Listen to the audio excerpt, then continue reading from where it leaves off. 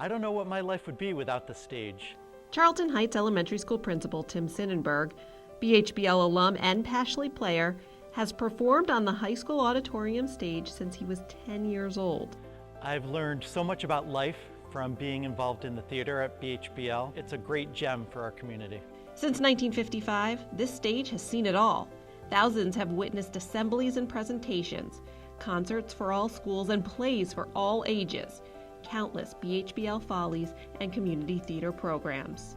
This auditorium is a centerpiece of the Burnt Hills-Balkton Lake community. Virtually every district student, staff member, teacher, administrator, Board of Education member spends time in this space.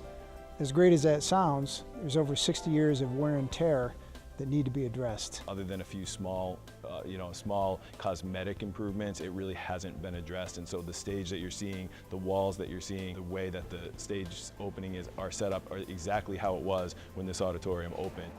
The auditorium becomes overcrowded and overheated during performances. It doesn't even seat the entire high school student body, so building-wide assemblies aren't possible. Heads. Most of the equipment is old and the space is outdated. Really, in addition to being a performing space, this is a classroom.